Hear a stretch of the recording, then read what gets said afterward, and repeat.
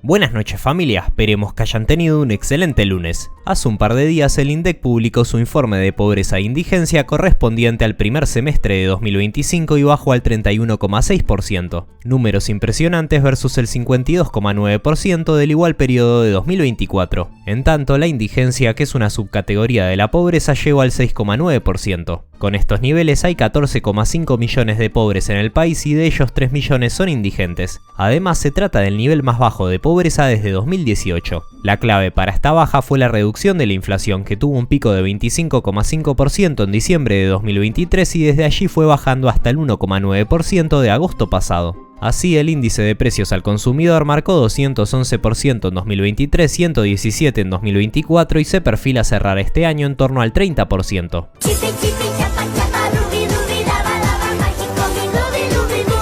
Ahora bien, ¿cómo puede ser que si el gobierno de Milei bajó a esta magnitud los niveles de pobreza, la gente de la provincia de Buenos Aires, o sea, digamos el distrito más poblado del país, no lo haya acompañado en las elecciones de septiembre? Entonces nos preguntamos, ¿el INDEC está falseando las estadísticas? ¿A la gente no le da la cabeza y prefiere seguir usando una palangana de baño? ¿O el método actual de medición ya no sirve para medir la pobreza? Vamos a analizarlo. Pero antes de seguir con el video, tenemos una cosa que les puede interesar. Si sos de darle un uso práctico a las plataformas de inteligencia artificial, te puede llegar a venir bien una opción integradora, ChatLLM. Porque para empezar, a través de ChatLLM podés usar todas las inteligencias artificiales que cuenten con el LLM, o sea, digamos Large Language Model. Como ChatGPT, DeepSeek o Llama. Podés hacerle una pregunta a la IA y te va a responder con la mejor opción de IA que haya en ese momento. ¡Mirá lo que es!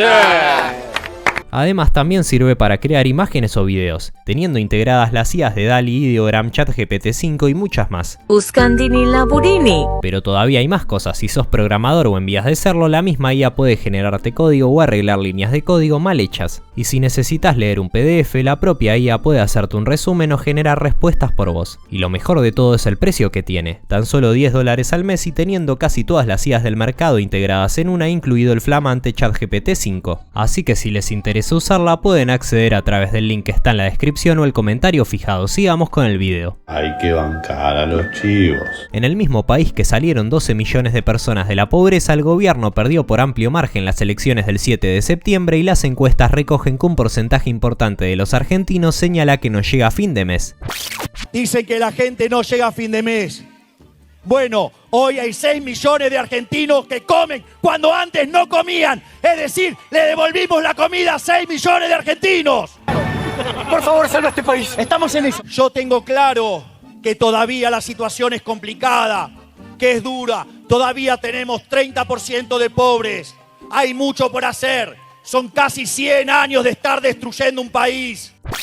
¿Cómo puede ser que convivan ambos universos? Según la hipótesis Kuka, Milei intervino el INDEC, falseó las estadísticas y está dibujando los números. La pobreza no bajó, es más, la pobreza que informó Milei es un fraude. Falso, el director del INDEC es Marco Labaña, el mismo que en la época de Massa y Alberto. Y además, esta notable reducción de la pobreza coincide con la medición de otras entidades, como lo registrado por la Universidad de Itela y el CEDELAS. Ahora bien, ¿por qué bajó la pobreza en Argentina? Se desaceleró fuertemente la inflación, subieron los ingresos, se extendieron los mecanismos de protección social como la UH y la tarjeta alimentaria, y las canastas que se usan para medir la pobreza mostraron aumentos que fueron en general por debajo del índice de precios en los últimos meses. Sin embargo, otra sensación recorre muchos hogares argentinos. Un relevamiento de la consultora Moiguer para el tercer trimestre de este año afirmó que el 51% de la población dice tener dificultades para afrontar gastos corrientes y señaló además que el número se profundiza en los segmentos medios y bajos.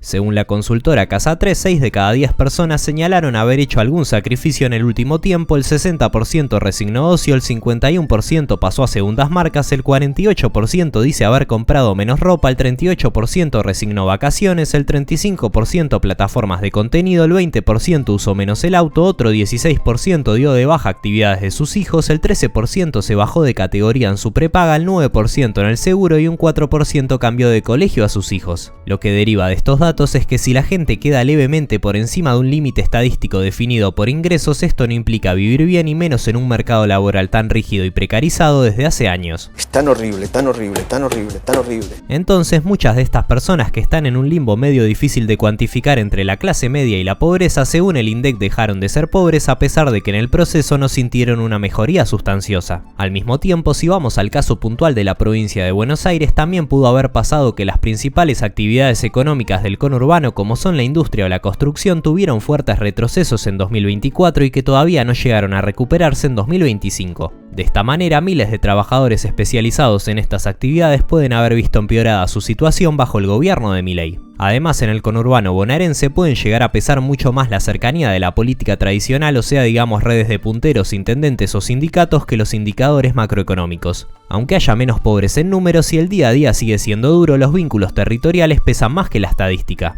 En cuanto a la metodología del INDEC, el organismo traza dos líneas sociales, una de indigencia y la otra de pobreza. Ahora bien, ¿cómo determina el INDEC estas líneas de pobreza e indigencia? Para medir la pobreza, el INDEC toma de referencia la canasta básica total, que mide los ingresos que debe tener una familia tipo para no ser pobre, tomando alimentos y bebidas más una canasta de bienes y servicios no alimentarios que abarcan gastos en vestimenta, transporte, educación, salud y otros gastos necesarios para el mantenimiento del hogar. Mientras tanto, la indigencia tiene como umbral la canasta básica alimentaria, que establece los ingresos mínimos para poder comer. Desde mediados del año pasado, estas dos canastas vienen subiendo menos que la inflación porque justamente los precios de los alimentos, que son el componente principal de ambas canastas, vienen subiendo por debajo de la inflación. Cosa muy positiva, pero que según los críticos de la metodología del INDEC no sería suficiente para medir objetivamente la pobreza. En definitiva, los números muestran que la Argentina de 2025 es menos pobre que la de 2024 y eso es innegable. Sin embargo, una cosa son las estadísticas y otra muy distinta es la vida cotidiana. Por eso el gobierno pudo mostrar una baja histórica en los índices y al mismo tiempo perder en las urnas.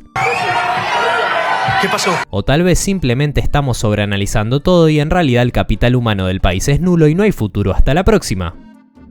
Bueno gente, recuerden que si les gustan este tipo de resúmenes pueden ayudarnos a través de Patreon, Cafecito, Mercado Pago. O si no, también estaría muy bueno que se suscriban al canal, den un me gusta o comenten el video. Hasta la próxima.